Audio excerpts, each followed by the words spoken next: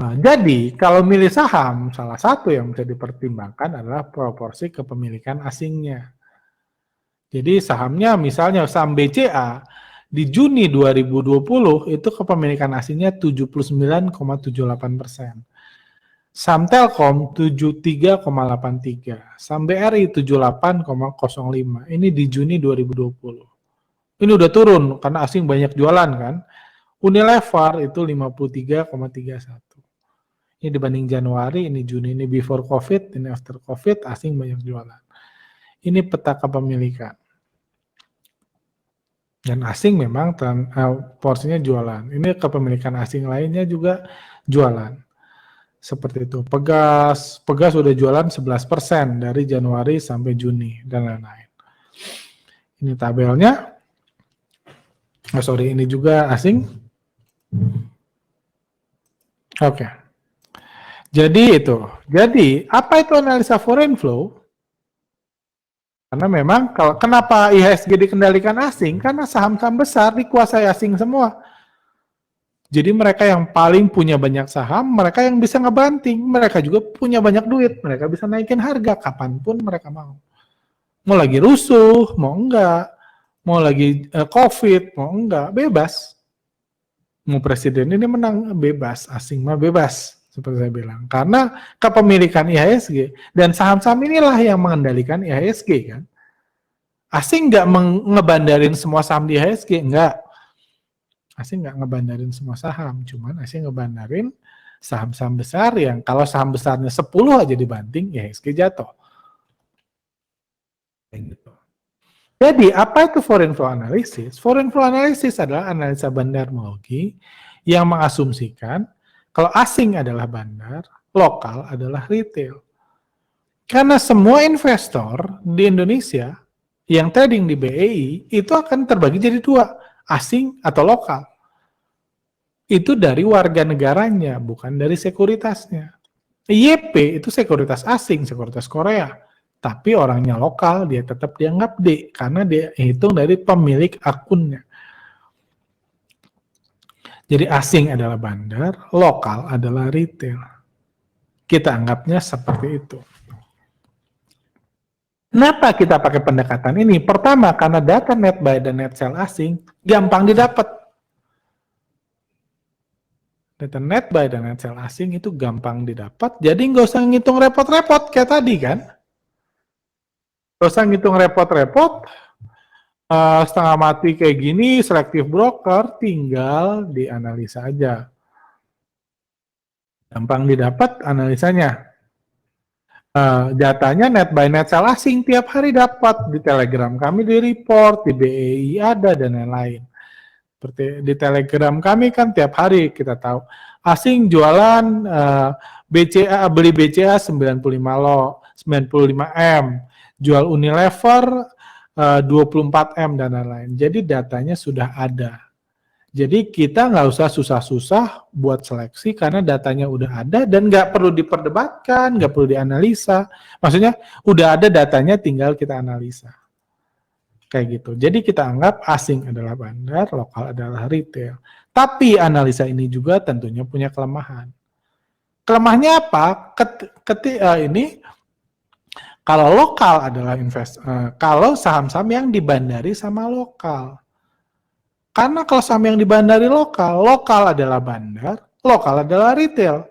Kalau bandarnya lokal kan bukan berarti asing jadi retail kan. Jadi kalau saham dibandari lokal, bandarnya lokal, retailnya lokal. Jadi untuk apa data net buy dan net sell asing? Bukan buat apa-apa, nggak guna. Karena sahamnya dibandari lokal. Jadi buat saham-saham yang dibandari asing akan mirip selective broker tadi. Pergerakan asing, cerminan, bandar saham tersebut. Dan datanya udah ada, kan kita bisa hitung average-nya, bisa hitung lain-lain, modal asing berapa, beli berapa banyak, kita bisa hitung. Kalau dia dibandarin sama asing. Tapi misalnya kalau saham bumi itu bandarnya lokal, pergerakan asing nggak guna. Jadi, apa yang paling penting, jadi ada beberapa poin untuk menentukan pergerakan saham ini dibandari asing atau lokal. Yang paling penting adalah partisipasi, bukan kepemilikan.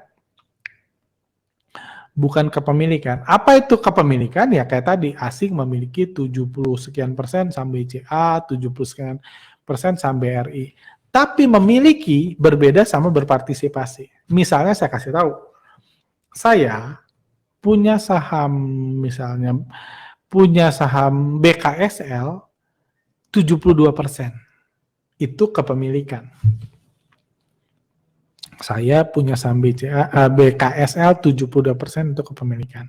Pertanyaannya, besok naik atau turun BKSL? Ya nggak tahu kan? Apa urusannya? Karena memiliki nggak menggerakkan harga. Memiliki punya potensi menggerakkan harga, yes. Punya potensi ngeguyur karena saya punya banyak. Cuman nggak menggerakkan harga. Kalau saya ngeguyur atau saya ngerek, saya berpartisipasi. Saya beli di offer, jual di bid. Itulah yang lebih layak untuk dihitung. Jual belinya, karena jual beli yang menggerakkan harga. Saya punya 70% nggak menggerakkan harga. Yang ngegerakin harga adalah yang beli dan yang jual. Jadi, kalau mau menganalisa foreign flow, hal yang penting adalah lihat partisipasinya. Nah, ini ada satu saham, misalnya transaksinya 100 miliar, asingnya 20 miliar. Satu lagi, transaksinya 100 miliar, asingnya 70 miliar. Kalau dibanding dua ini, kira-kira saham mana yang dibandari asing? Ya jelas saham ini. Dengan 70% partisipasi dari transaksi dia bisa ngegerakin harga semau dia. Kok 20% dia nggak bisa gerakin harga? Karena kalau asing 20 berarti lokalnya 80, berarti digerakkan oleh bandar lokal.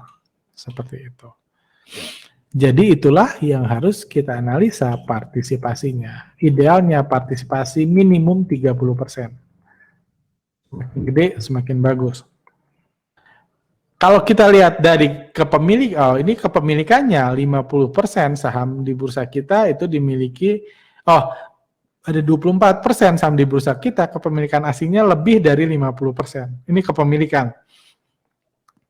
Ada 10% kepemilikannya 35-50%. Di bawah 35% kepemilikannya 66% saham di bursa kita, kepemilikannya sahamnya di bawah 35%. Jadi saham di Indonesia lebih banyak dikuasai lokal atau asing? Lokal. Cuma asing menguasai yang besar-besar yang mengendalikan IHSG. Dalam dikuasai lokal banyaknya tidur, bandarnya ditangkap pada tidur. Jadi nggak bergerak buat IHSG kan. Itu kepemilikan. Partisipasi itu lain. Jadi ternyata dari semua saham di bursa kita sampai sepanjang 2019, cuma 4%-nya itu partisipasi asingnya di atas setengahnya. Partisipasi asing di atas setengahnya artinya 50% saham di bursa dikuasai oleh dari 100 miliar transaksi misalnya, setengahnya itu asing. Itu cuma 4% dari 650 saham. Berarti berapa? 6,5 sekitar 30 sahaman kan? Cuma 4% saham di bursa kita yang partisipasinya di atas 50%. 7% yang partisipasinya di atas 30-50%. Jadi idealnya analisa foreign flow cuma bisa dipakai di 11% saham ini.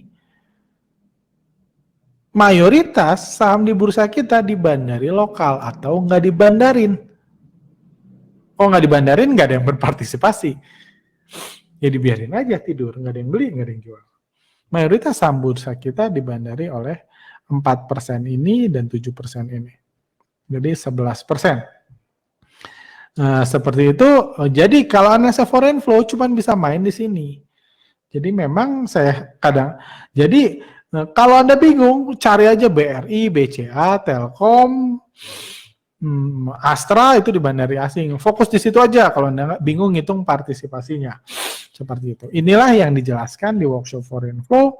Anda bisa pakai RTI pun, jangan semua saham. Kemarin pas pizza naik, dianggap pizza di bandarin asing. Karena pas pizza jatuh, asing beli. Itu lebih banyak mencelakakan. Jangan lupa, cuma 11% di selama 2019 yang partisipasinya di atas 30%. Sisanya dianggap nggak dibandarin asing. Termasuk pizza. Jadi daripada Anda pusing-pusing, mana yang di ini, Anda beli aja BRI gitu. Ikutin asing di BRI, itu masih lebih layak. Seperti itu. Jadi itu analisa foreign flow, selain merhatiin net by net sell asingnya yang bisa dilihat di RTI, di sekuritas, atau kami buat sistem, itu jangan lupa partisipasinya. Karena saham yang nggak dibandarian asing, nggak ada gunanya kita lihat asingnya seperti apa. Seperti itu. Juga hal lain yang bisa saya jelaskan adalah ini. Semoga belum terlalu capek. Habis ini kita break. Saya bahas dulu dua ini lain tentang analisa bandarmologi. Adalah running trade. Running trade itu jadi Anda bisa mendeteksi pergerakan bandar salah satunya dari running trade. Jadi running trade itu transaksi normal. Cuman kadang-kadang ada saham yang dipromosikan. Ini transaksi normal ini kayak gini, DILD, ADI, kayak gini. Ini transaksi normal. Setiap Anda beli kan muncul di sini. Tapi ada transaksi nggak normal. Misalnya kayak gini, WAPO gitu. Running trade kita dipenuhin satu saham. Kalau running trade dipenuhin satu saham, artinya bandar kalau beli atau jual pun dikit-dikit biar semua orang lihat. Artinya ini saham bandar lagi manggil-manggil Anda. Beli gue, beli gue, beli gue. Saham bisa naik gila-gilaan tanpa lewat running trade. Tapi ya ketika awal dibangkitkan, itu naik selama berbulan-bulan tanpa pernah dibahas di forum, tanpa pernah lewat running trade. Karena tujuannya cuma dinaikin. Beda cerita misalnya, kalau Sril naik sedikit, running trade penuh sama dia. Sril. Jadi ini panggilan. Jangan gampang kemakan sama panggilan kayak gini. Karena satu hal yang ditandakan ketika saham menuhin running trade, artinya bandarnya pengen Anda tahu. Ini Sril lagi naik nih. Udah naik 1% nih, cepetan masuk, cepetan. Udah 2 nih, cepetan masuk. Dia manggil-manggil Anda. Banyak saham luar biasa, yang naik luar biasa justru nggak lewat running trade.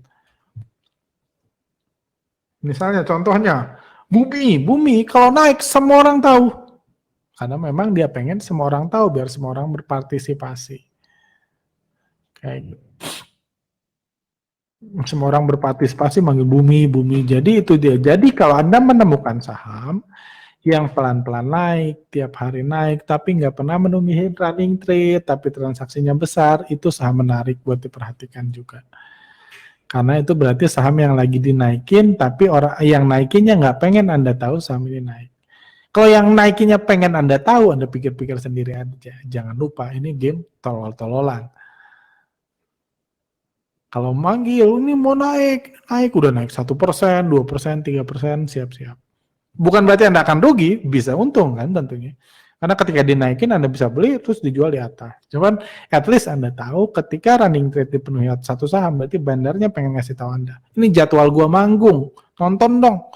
Masuk dong kayak gitu. Gitu. Jadi seringkali saham manggil-manggil nganggap ini the next jackpot padahal saham jackpot itu seringkali yang naik diam-diam.